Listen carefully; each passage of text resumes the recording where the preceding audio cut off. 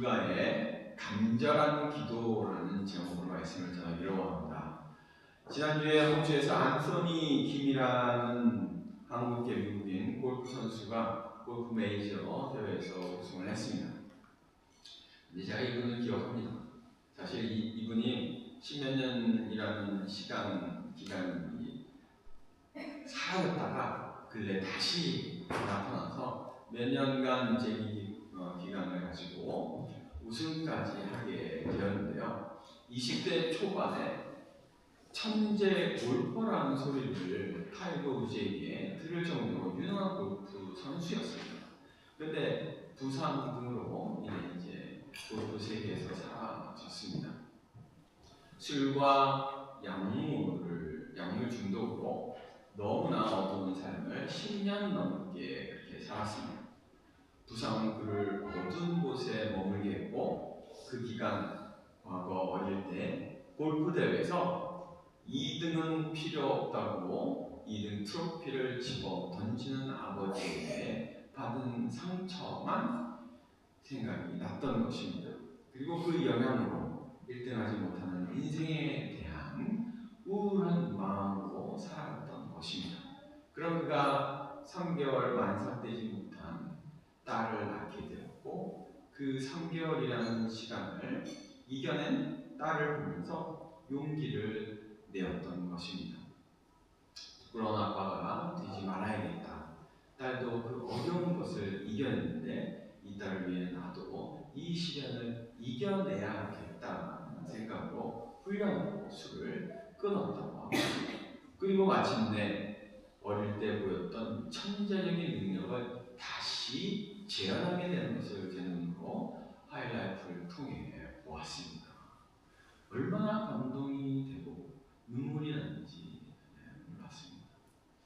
대회 끝나고 인터뷰를 하는데 아버지 이야기는 없이 어머니와 아내, 딸에 대한 언급만 하는 것을 보았습니다. 그리고 하나님께서 주신 재능을 잘 써서 앞으로 자기처럼 시련을 겪고 있는 분들을 위해 살고 싶다고 말하는 것을 들었습니다.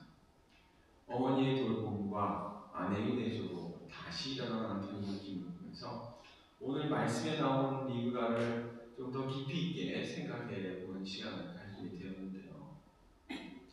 리브가의 간절한 기도가 있었기에 야곱이 이스라엘이 될 수 있었다고 저는 개인적으로 믿고 있습니다. 어머니와 아내와 어머니, 세상에서 가장 힘든 위치라고 생각합니다. 당연히 아버지와 남편이라는 것에 대한 무게감도 크지만 오늘 말씀을 통해서는 특별히 어머니와 아내와 어머니들의 기도를 생각해 보기로 합니다. 쌍둥이가 태어나기 전 하나님께서 하신 오늘 본문 말씀이 리브가의 삶을 이끌고 만들어냈습니다. 창세기 25장 23절 그렇게 여호와께서 그에게 이르시되 두 국민이 내 태중에 있구나, 두 민족이 내 복중에서부터 나누이리라. 이 족속이 저 족속보다 강하겠고 큰 자가 어린 자를 섬기리라 하셨다. 이 말씀을 받은 리브가는 과연 어떤 삶을 살았을까요?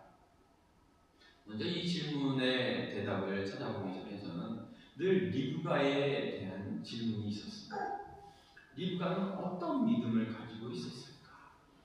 우리가 이렇게 하나님의 말씀을 받고 살아갈 정도로 리브가는 어떤 기도 생활을 했을까라는 의문을 늘 가지고 있었고 풀리지 않았는데 오늘 말씀을 준비하면서 더 자세히 리브가를 생각해 보는 시간을 가졌었습니다. 그는 믿음의 사람이라고 저는 믿습니다. 하나님의 말씀을 온전히 지키는 사람이었기에 하나님께서 그에게 언약의 말씀을 하시는 것입니다. 하나님의 말씀이 땅에 떨어질 수 있는 사람에게 그런 말씀을 하시지는 않았을 것입니다. 창세기 24장에서 우리는 리브가의 믿음을 분명하게 발견할 수 있어요. 아브라함의 종이 우물가에서 하나님의 인도를 구하며 기도할 때 리브가는 우연처럼 그 자리에 나타납니다. 그러나 그 그 만남은 우연이 아니라 하나님의 섭리 속에 준비된 만남이었습니다. 그는 낯선 사람의 요청을 기꺼이 물을 주었고 거기서 멈추지 않고 10마리 낙타에게까지 물을 길어다 주었습니다. 계산하지 않는 섬김, 기꺼이 수고를 감당하는 태도는 그의 중심이 어떤 사람인지를 보여줍니다. 믿음은 거창한 말보다 삶의 태도에서 먼저 드러난다는 사실을 이걸 통해 보게 됩니다. 우리가 정말 배워야 할 모습이죠. 아브라함의 종을 통해 하나님의 인도하심을 듣게 되었을 때 리브가는 결정의 순간을 맞이합니다. 가족들은 그에게 물었죠. 네가 이 사람과 함께 가겠느냐? 그 질문은 단순한 이동의 문제가 아니라 인생 전체를 건 선택이었습니다. 한 번도 본 적 없는 남자에게요, 가보지 않은 땅으로 부모와 고향을 떠나야 하는 길이었습니다. 그런데 그는 망설임 없이 대답합니다. 가겠나이다. 이 짧은 한마디 속에 하나님의 인도하심을 신뢰하는 결단이 담겨 있습니다. 그는 하나님의 계획을 붙들었습니다. 믿음은 익숙한 자리에 머무는 것이 아니라 하나님의 뜻이라면 떠날 줄 아는 용기임을 보여주기도 합니다. 이런 리브가를 볼 때 마치 아브라함이 고향을 떠나는 모습을 보는 느낌이 들기도 합니다. 리브가는 이삭을 만나고 기도의 응답 위에 세워진 만남에 자신의 인생을 두게 되었습니다.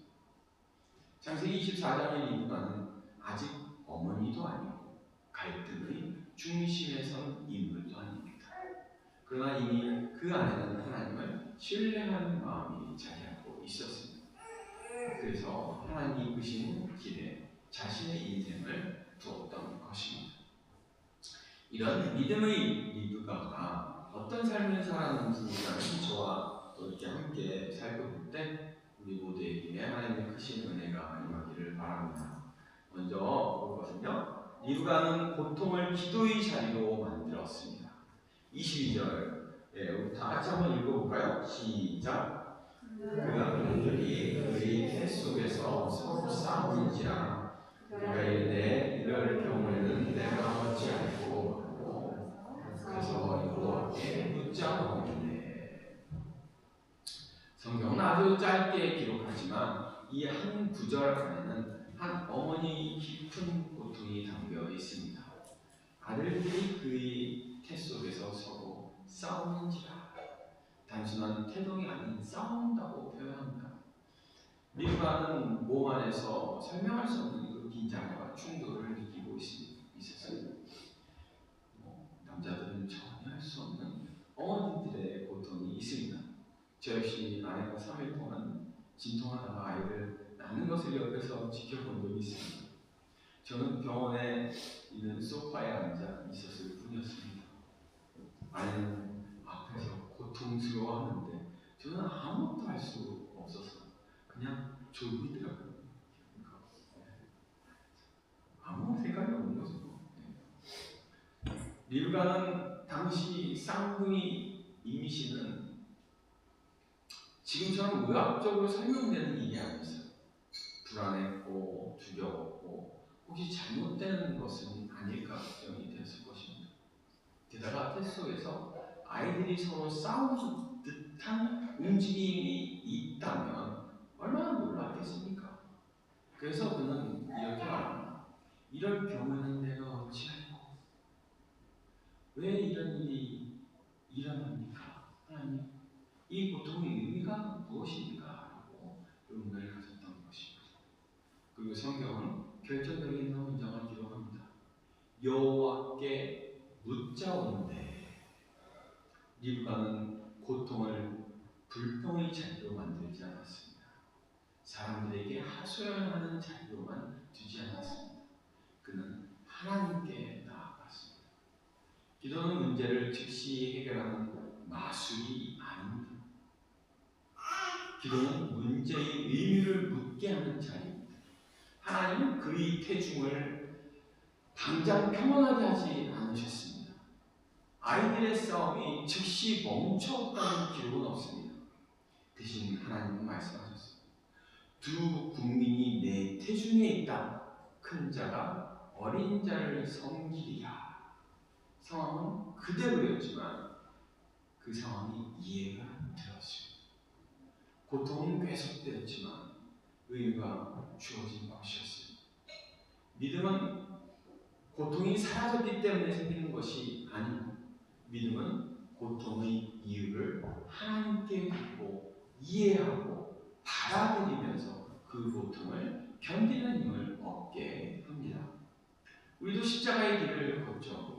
공동체 안에서 사명 감당하면 하다 보면 여러 가지 일들이 있고 때로는 이해되지 않는 일들이 있습니다. 기도에도 환경은 그대로일 때가 많이 있습니다. 그런데 어느 순간 하나님의 말씀이 마음에 들어오면서 주님의 십자가가 보입니다. 그리고 지금 가는 길이 헛되지 않다는 깨달음으로 인해 감사와 기쁨으로 주어진 길을 가게 됩니다. 상황은 변하지 않았는데 마음이 변합니다. 불평이 기쁨으로, 두려움이 확신으로 바뀝니다. 이것이 기도의 능력입니다.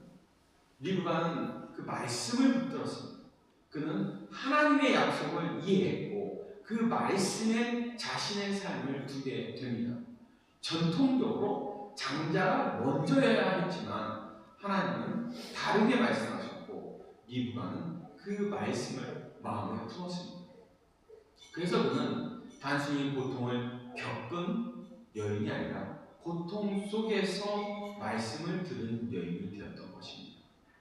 기도는 기이한 현상을 일으키는 능력 이전에 하나님의 말씀을 듣게 하고 깨닫게 하고 붙들게 하고 어떤 상황 속에서도 견디고 시련을 이기게 하는 능력이 있습니다.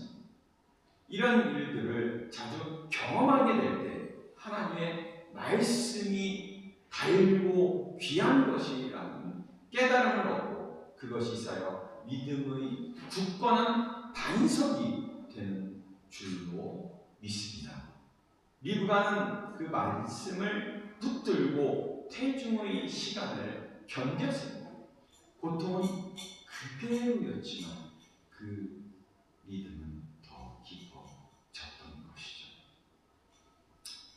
그러면서 두 번째로 볼 말씀입니다. 리브가는 들은 말씀을 삶의 기준으로 삼았습니다. 큰 자가 어린 자를 섬기리라. 리브가는 기도만 한 여인이 아닙니다. 그 말씀을 들었고 그 말씀을 붙들었습니다. 이 말씀은 당시 질서를 흔드는 말씀이었습니다. 장자는 절대적이었고 상속도 권리도 축복도 장자의 몫이었습니다. 그러나 하나님은 다르게 말씀하셨습니다. 하나님의 뜻은 전통보다 크고 관습보다 높다고 말씀하시는 것입니다. 보통 사람들이 편애한다라고 얘기하죠. 하지만 그게 없었으면 늘 장자는 모든 것을 가지게 됐을 것입니다. 리브가는 이 말씀을 마음에 품습니다. 그리고 세월이 흐른 뒤 이삭이 에서에게 축복하려 할 때 그는 움직입니다. 여기서 우리는 주목해야 할 것은 그의 방법이 옳지 않았다는 것입니다. 속임이 있었고 조급함이 있었습니다. 믿음이 있다고 해서 모든 선택이 옳은 것은 아닙니다. 그러나 중요한 것은 이것입니다. 그의 중심에는 하나님의 말씀이 있었습니다. 그는 세상의 질서보다 하나님의 약속을 더 신뢰했습니다. 하지만 그는 기다리지 못했습니다. 하나님의 말씀을 믿었지만 하나님의 방법까지 신뢰하고 있지 않았던 것입니다. 그래서 고난이 시작됩니다. 야곱은 도망자가 되고 리브가는 아들을 다시 보지 못한 채 생을 마감합니다. 여기서 우리는 하나님의 뜻은 그래도 이루어진다는 것을 배울 수 있습니다. 하지만 우리가 하나님의 방법을 신뢰하지 않고 인간적인 방법으로 살아간다면 그 과정은 고통스러워진 것을 볼 수 있습니다.